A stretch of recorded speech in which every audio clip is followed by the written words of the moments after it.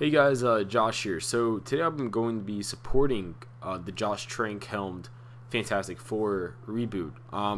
Just fair notice now, I've been up for like 28 hours. It's my midterms week currently, and if you're in college and you do sports and you're an engineering major, you know it's a lot. So without further ado, let's begin. So yes, the Josh Trank reboot.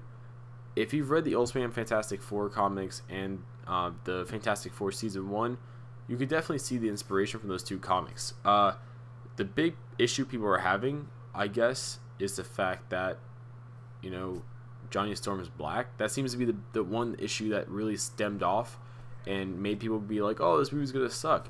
Which I don't understand. If you look at the talent behind it, Josh Trank, pretty decent. Like, Chronicle is great. And if you really look at Chronicle is not all that much different than Fantastic Four at the basic surface level. I thought Josh Trank executed it pretty well. He executed the group pretty well. Like, honestly, let's think about it. This is not an individual movie. This is a group movie. It's a team movie. Chronicle was the same way. Josh Trank nailed that with Chronicle. That's not something that's easy to do. It's easy to make one character over the other. But in Chronicle, he was able to balance out every character. Every character had his moment. Every character had his positives and his negatives. Obviously, the protagonist and antagonist had more of the positive and negatives, but the group as a whole was there. Like, honestly, to put it in perspective, let's say Chronicle transplant that into Fantastic Four. It could work out very easily. It's very easy. I could very easily see how he'll do Reed Richards, Doctor Doom, Johnny Storm. It's all there. Michael B. Jordan. I've been following him since Friday Night Lights. Good actor. He's really grown on me since Friday Night Lights. At first, I was very unsure about him, but you know, he's actually a really good actor. He deserves some props to him for his performances. Miles Teller is the same exact way.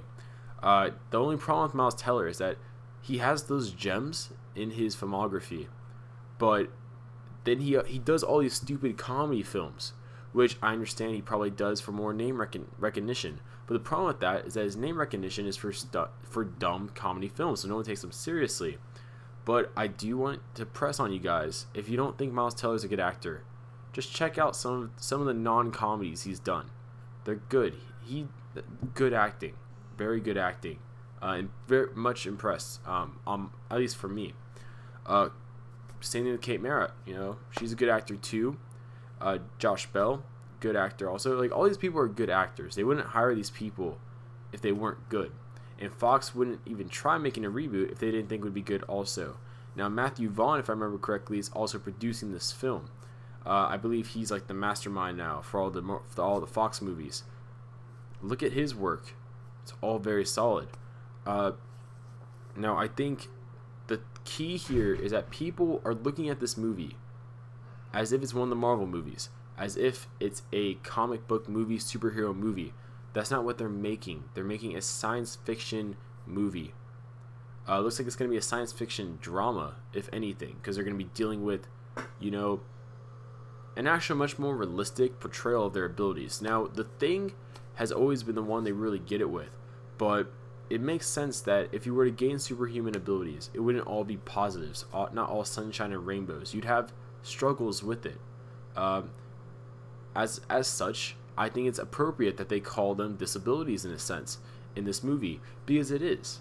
You know, example, let's say you're trying to, you know, do something, and you know, you're the Human Torch, you can light something on fire. That's not good. You're not trying to light everything on fire. It's not always appropriate to be on fire. So as much as it is an advantage, it is a disability for them, and I do like how they're exploring that, because that is important. And I think a big thing people are overlooking is the fact that by them exploring how their powers are not only like an advantage but also like a disability, you can go more into the personal dynamic of these characters, the personal struggle of these characters. Because by using the word disability, that means it's affecting the characters. It would not be a disability if it was not affecting them. It would just be there. It would just be something they have. It would just be a power. Like in the original Fantastic Four movies, the only character they really went into the powers affecting personally was the Thing. And could you classify the Thing's powers as much as it is an advantage, a disability? Yes, you can. So I think the problem here is that First off, most people complaining about the movie are complaining about it because Michael B. Jordan was cast as the Human Torch, and he's not white. That's the first problem people are going off of.